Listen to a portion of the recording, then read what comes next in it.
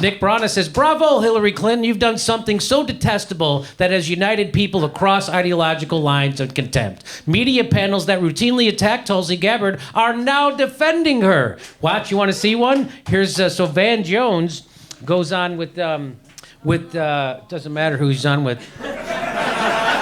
Some asshole. Van Jones and this panel of fucksticks on CNN reporting live.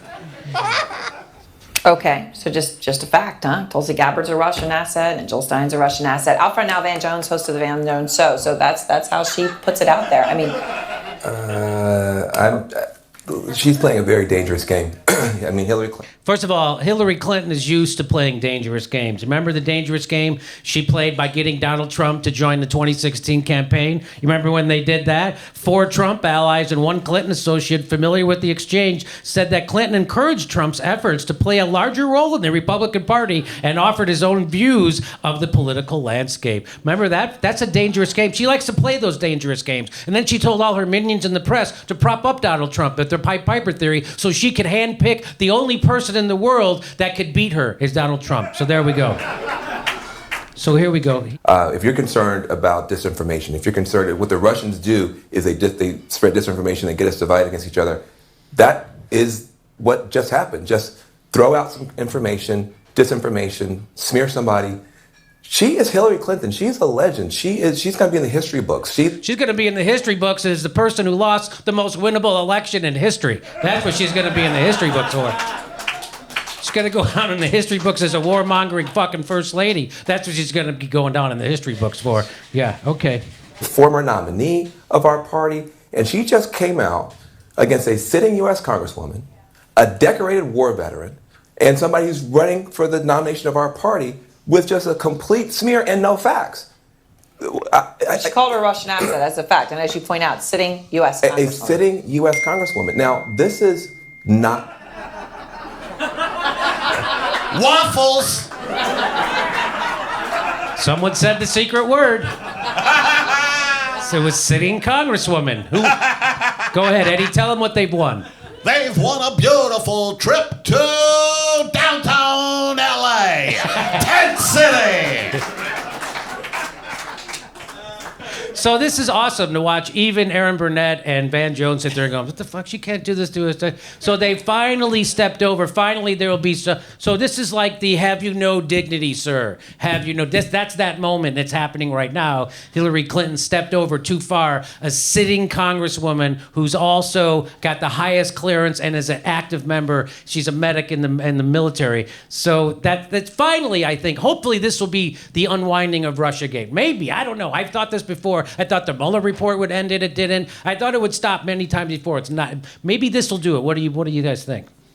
I actually no, I do. I think this is the turning point. I mean, I know there's a lot of time left between now and November, but I really think this was like such a critical gaffe because Tulsi's donation money has gone up, is my understanding. She's trending better. I mean, it's like all of these things, Hillary, and it's just the Clintons cannot help themselves. No. They wake up and lie 10 times before fucking breakfast. That's just what they do. And Hillary is a sociopath. And even so the AOC backing, I think this is all happening at a perfect moment. Right. The AOC backing Bernie, so that blows away all of the like the Clinton Hillary people that were like, Liz Warren's our girl and AOC will fall in line with the identity politics. So that's blown up. So all of their bullshit, their house of cards is coming completely apart. And I think this...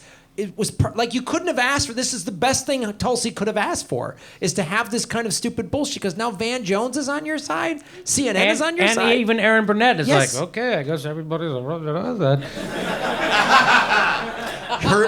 Hillary's major in college was pissing away goodwill. Okay, so he's got some more to say. This is a very, very dangerous game. And there's a backstory here. And there's 2 sides to every story. Let's not forget, Tulsi Gabbard was picked out by the Democratic Party establishment and put at the top of the DNC. They thought she was going to be their golden girl. And she got in that position, the DNC, and she looked around. She saw Debbie Wasserman Schultz and other people, Clinton allies, doing stuff they shouldn't have been doing in the primary. And Tulsi publicly quit and then Yeah. endorse Bernie Sanders. And it's been payback hell ever And since. that's what we are here. But Payback hell ever you know, since. And that's exactly what is happening, ladies and gentlemen. Plus and people forget.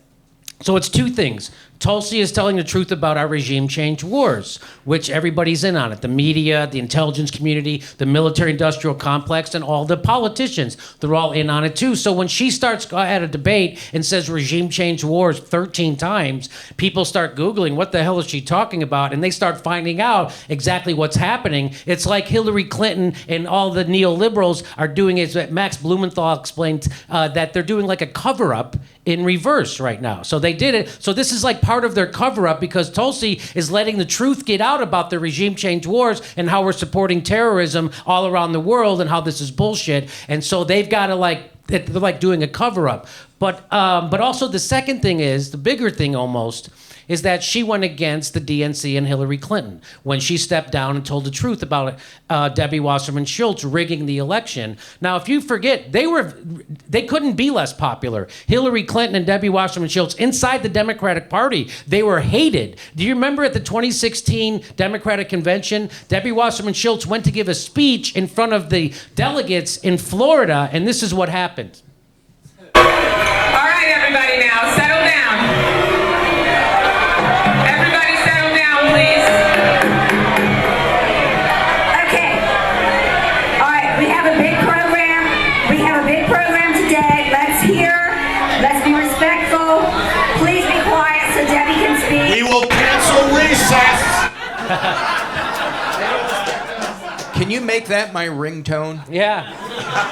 Cheaters need to speak, everybody. Cheaters need to speak. It's okay. Everybody, let's hear from our speakers. We have other speakers as well. Thank you all so much. That was an APAC moment. And I love what That Alice was Smith... my doctor's reaction to my blood test recently. Alice Smithy says, and here's a simple truth you already know. No one on Hillary Clinton's cheating 2016 primary campaign should ever work in politics again. And that's a fact, but they are. And don't forget, this was in July of 2016. 68% of the country said Hillary's not trustworthy. So this fucking idea that somehow she's a good person and she's a savior and we should all rally around her because of Trump is bullshit. That's why we have Trump, because they nominated somebody the country already knew was a corrupt piece of shit. That's why we have Trump, and they cheated to do it and rammed her down our throats, and that's why we have Trump. So fuck them, okay?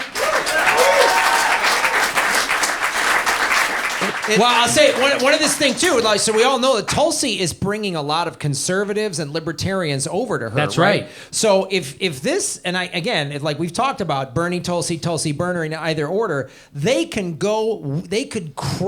crush Trump. Crush him. And they know this because nothing would unify fucking red state voters more than you told Hillary Clinton to go fuck herself. True. Oh, the enemy of my enemy is my friend. Yes. It's like if you vote for Tulsi, you're saying fuck you, Hillary. Yes. Yeah. So from her book, Hillary said in her book, why am I seen as such a divisive figure and Joe Biden and John Kerry aren't? They've cast votes of all kinds, including some they regret, just like me. What makes me such a lightning rod for fury? I'm really asking. I'm at a loss. I don't know, maybe it's your lack of self-awareness. Maybe that's it, you fucking warmongering maniac. It must be painful to realize that you were so disliked that working class people chose over you a guy who sits literally on a gold throne. Yeah, that's how, you're right, yeah. You mean his toilet is gold, I know. So he's got him and the Pope. You know, if you get drunk, you pass out, you wake up next to a gold toilet, like, where am I, the Vatican or Trump Tower? I'm not sure where I am. 6 and 1, you know what I mean? Vatican, Trump Tower. So he's got more to say. Be proud when we can't have a primary without the former nominee jumping on a podcast, throwing out aspersions, and then we're in a tweet war. We got real problems in America, but I'm telling you, Hillary Clinton's playing a very dangerous game. No, you know what? Who else is playing a very dangerous game? I think Van Jones is playing a dangerous game by telling the truth about Hillary Clinton on TV. And I just want to say I feel really bad about his suicide next Tuesday.